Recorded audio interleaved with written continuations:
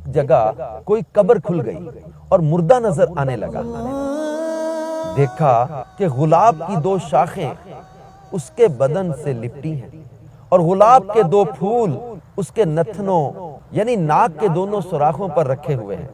اس کے عزیزوں نے اس خیال سے کہ یہاں قبر پانی کی وجہ سے کھل گئی، دوسری جگہ قبر کھود کر مرحوم کی لاش کو اس میں رکھا۔ اب جو دیکھا تو 2 اژدہے یعنی 2 بہت بڑے سانپ اس کے بدن سے لپٹے اپنے پھنوں سے اس کا منہ بھنبوڑ یعنی نوچ رہے۔ حیران ہوئے، کسی صاحب دل سے یہ واقعہ بیان کیا۔ انہوں نے فرمایا وہاں بھی یہ اژدہے تھے، مگر ایک ولی اللہ کے مزار کا قرب تھا، اس کی برکت سے وہ عذاب رحمت ہو گیا۔ وہ اژدہے درخت گل کی شکل ہو گئے تھے اور ان کے پھن گلاب کے پھول۔ اس یعنی مرحوم کی خیریت چاہو تو وہیں لے جا کر دفن کرو۔